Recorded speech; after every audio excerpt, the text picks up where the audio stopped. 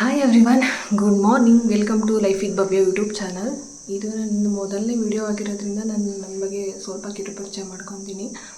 My name is Bhavya. I am married and a working professional and a mom. ಈ ಚಾನಲಲ್ಲಿ what you can expect, what video can expect ಅಂದರೆ my real life story, little moments. ಯಾವುದು perfect ಇರೋಲ್ಲ. ಏನಾದರೂ mistakes ಇದ್ದರೆ please comment ಮಾಡಿ, ನಾನು ಸರಿ ಮಾಡ್ಕೊತೀನಿ. Please support and do subscribe. ಇದು ನನ್ನ ಫಸ್ಟ್ ಯೂಟ್ಯೂಬ್ ವಿಡಿಯೋ ಆಗಿರೋದ್ರಿಂದ ನನಗೆ ಭಯ ಮತ್ತು ನರ್ವಸ್ನೆಸ್ ಎಲ್ಲ ಕೂಡ ಇದೆ. ಹಾಗಾಗಿ ನಂದು ಫಸ್ಟ್ ಇಂಟ್ರೋ ವಿಡಿಯೋ ಮಾಡಲಿಕ್ಕೆ ನಾನು 40 to 50 ಟೈಮ್ಸ್ ತೊಗೊಂಡೆ. ಯಾಕೆಂದರೆ ನನ್ನ ವಾಯ್ಸ್ಗಿಂತ ಬ್ಯಾಕ್ಗ್ರೌಂಡ್ ನಾಯ್ಸೇ ಜಾಸ್ತಿ ಕೇಳಿಸ್ತಿತ್ತು. ಎನಿವೇಸ್, ಯಾವುದೋ ಒಂದು ಇರಲಿ, ನೆಕ್ಸ್ಟ್ ವಿಡಿಯೋನ ಇನ್ನೂ ಚೆನ್ನಾಗಿ ಮಾಡೋಣ ಅಂತ ಅಂದ್ಕೊಂಡು ಫೈನಲ್ ಮಾಡಿದೆ. ಇವಾಗ ಇಲ್ಲಿ ನೈಟ್ ನನ್ನ ಪಾತ್ರೆ ಎಲ್ಲ ಏನು ಕ್ಲೀನ್ ಮಾಡೋಕ್ಕಾಗಿರಲಿಲ್ಲ. ಇವಾಗ ಅಡುಗೆ ಮನೆ ಎಲ್ಲ ಕ್ಲೀನ್ ಮಾಡ್ಕೊತಿದ್ದೀನಿ. ಮತ್ತು ನಾನು ಸರಿ ಪೌಡ್ರನ್ನ ಕೂಡ ಇವಾಗಲೇ ನೆನೆಸಿಟ್ಬಿಟ್ರೆ ನನ್ನ ಮಗ ಎದ್ದ ತಕ್ಷಣವೇ ಕ್ವಿಕ್ಕಾಗಿ ಮಾಡಿಕೊಡ್ಬೋದು ಅಂತ. ಮನೆಯಲ್ಲಿ ಚಿಕ್ಕ ಮಕ್ಕಳಿದ್ರೆ ಯಾವುದೇ ಕೆಲಸನೂ ಕರೆಕ್ಟ್ ಟೈಮಿಗೆ ಮಾಡೋಕ್ಕಾಗಲ್ಲ.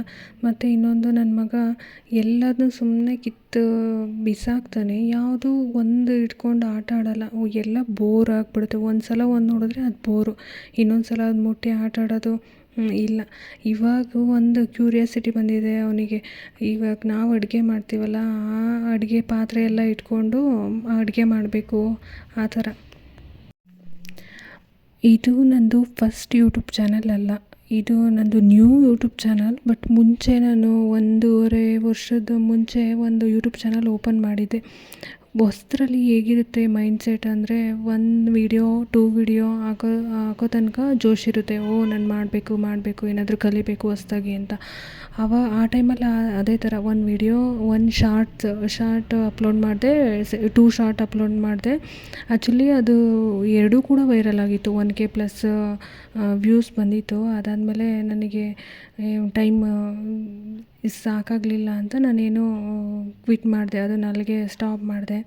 ಇವಾಗ ಈ ಚಾನಲ್ ಓಪನ್ ಮಾಡಿದ್ದೀನಿ. ಎನಿವೇಸ್, ಬನ್ನಿ ಇಲ್ಲಿ ಇವಾಗ ಪೂಜೆ ಎಲ್ಲ ಮುಗಿಸ್ಕೊಂಡು ಎಲ್ಲ ಕೆಲಸ ಆಲ್ಮೋಸ್ಟ್ ಕಂಪ್ಲೀಟ್ ಆಯಿತು. ಇವಾಗ ಯೂಶ್ವಲಿ ನನಗೆ ಮೆಂತ್ಯ ನೀರು ಮತ್ತು ಬೆಳಗ್ಗೆ ಬಿಸಿ ನೀರು ಕುಡಿಯೋ ಅಭ್ಯಾಸ.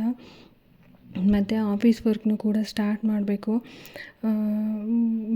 ನೀರು ಮತ್ತು ಮೆಂತ್ಯ ನೀರು ಕುಡ್ಕೊಂಡು ಆರಾಮಾಗಿ ರಿಲ್ಯಾಕ್ಸ್ ಮಾಡಿಕೊಂಡು, ಏನಿದ್ರೂ ಇವಾಗ ಏನೇ ಪ್ರಿಯಾರಿಟೈಸ್ ವರ್ಕ್ ಏನಿರುತ್ತೆ ಅದನ್ನು ಮೀಟಿಂಗ್ ಮುಂಚೆನೇ ಕಂಪ್ಲೀಟ್ ಮಾಡಿಬಿಟ್ರೆ ಒಂದು ಟೆನ್ಷನ್ ಫ್ರೀ ಆಗಿರ್ಬೋದು. ಈಗ ನನ್ನ ಮಗ ಎದ್ದರೆ ಏನೋ ಅವನಿಗೆ ತಿನ್ನಿಸ್ಬೇಕು, ಅವನದೇ ಫುಲ್ಲು ಟೈಮ್ ಆಗೋಗ್ಬಿಡುತ್ತೆ. ಹಾಗಾಗಿ ಇಲ್ಲಿ ಎಲ್ಲ ಕಂಪ್ಲೀಟ್ ಮಾಡ್ಕೊತಿದ್ದೀನಿ. ಇವತ್ತು ತಿಂಡಿಗೆ ನಾನೊಬ್ಬಳೇ ಇರೋದ್ರಿಂದ ಕ್ವಿಕ್ಕಾಗಿ ಈಸಿಯಾಗಿ ಆಗೋದು ರಾಗಿ ದೋಸೆ. ಹೆಲ್ದಿಯಾಗಿರುತ್ತೆ. ಒಂದು ಬೌಲ್ ತೊಗೊಂಡು, ಒಂದು ಬೌಲ್ಗೆ ಸ್ವಲ್ಪ ಗೋಧಿ ಹಿಟ್ಟು, ಸ್ವಲ್ಪ 1 ಬೌಲ್ ರಾಗಿ ಹಿಟ್ಟು, ಸಣ್ಣದಾಗಿ ತುರಿದಿರೋದು ಬೀಟ್ರೂಟ್, ಕ್ಯಾರೆಟ್, ಸ್ವಲ್ಪ ಈರುಳ್ಳಿ ಮತ್ತು ಮೆಣಸಿನ್ಕಾಯಿ, ಉಪ್ಪು, ಜೀರಿಗೆ ಹಾಕ್ಕೊಂಡು ಎಲ್ಲ ಚೆನ್ನಾಗಿ ಮಿಕ್ಸ್ ಮಾಡ್ತಿದ್ದೀನಿ ನೀರು ಹಾಕೋದಕ್ಕಿಂತ ಮುಂಚೆ. ಆಮೇಲೆ ನೀರು ಹಾಕಿ ಎಷ್ಟು ಬೇಕೋ ಕನ್ಸಿಸ್ಟೆನ್ಸಿ ಅದನ್ನು ನೋಡಿಕೊಂಡು ನೀರು ಹಾಕಿ ಕಲಸಿಟ್ಟು ಸ್ವಲ್ಪ ಹೊತ್ತು ಕಲಸಿ ಮಿಕ್ಸ್ ಮಾಡಿ ಎತ್ತಿಟ್ರೆ ಚೆನ್ನಾಗಿ ನೆನ್ಕೊಳುತ್ತೆ ಅಂತ. ಆಮೇಲೆ ದೋಸೆ ಹಾಕಿದ್ರೆ ಚೆನ್ನಾಗಿ ಬರುತ್ತೆ ಅಂತ. ನನ್ನ ಮಗ ಎದ್ದಾದಮೇಲೆ ಅಟ್ಲೀಸ್ಟು ನಾನು ಮಾಡ್ಕೊಂಡು ತಿನ್ಬೋದು ಅಂತ.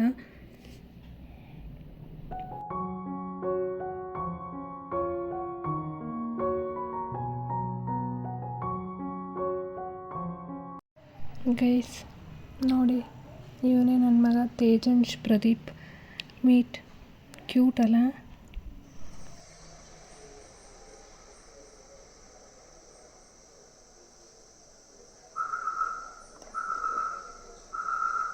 ಹೆಂಗಪ್ಪ ಓದೋದು?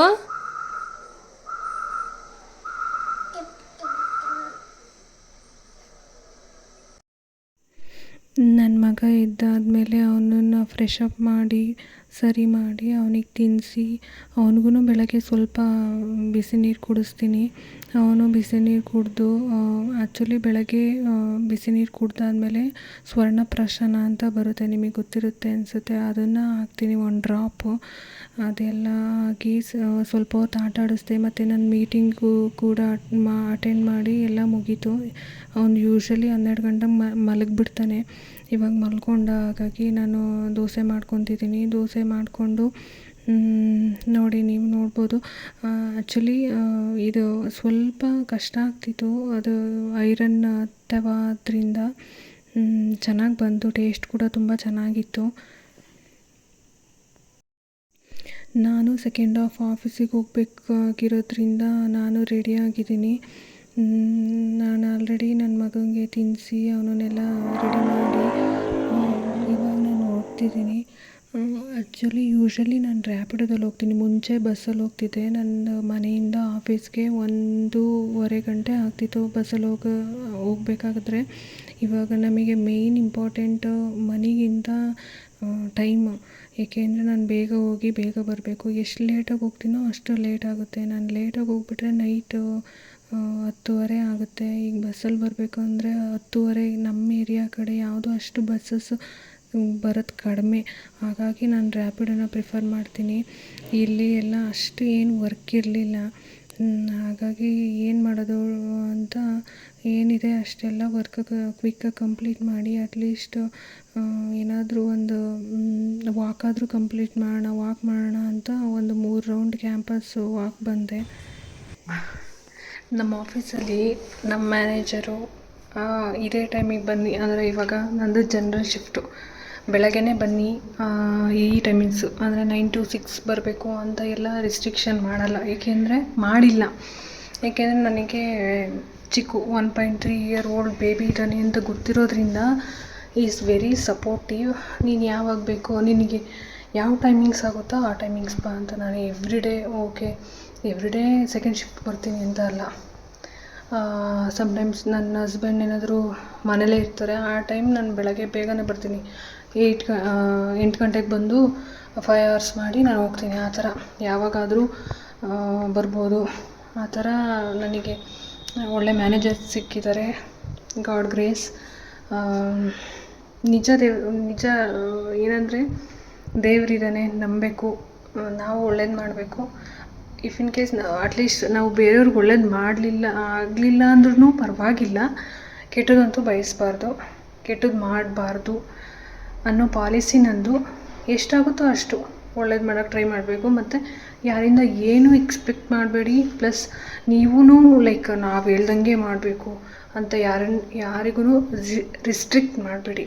ಅದು ನನ್ನ ಪಾಲಿಸಿ, ಮೈ ಲೈಫ್ ಪಾಲಿಸಿ. ನಾನು ಅಂದ್ಕೊಂಡಿರೋದು ಆ ಥರ ಅಷ್ಟೇ. ಐ ಹೋಪ್ ಇದು ನನ್ನ ಫಸ್ಟ್ ವಿಡಿಯೋ ಎಲ್ರಿಗೂ ಇಷ್ಟ ಆಗುತ್ತೆ ಅಂತ ಅಂದ್ಕೊಂಡು ನಾನು ಈ ವಿಡಿಯೋನ ಇಲ್ಲಿಗೆ ಎಂಡ್ ಮಾಡ್ತಿದ್ದೀನಿ. Thank you.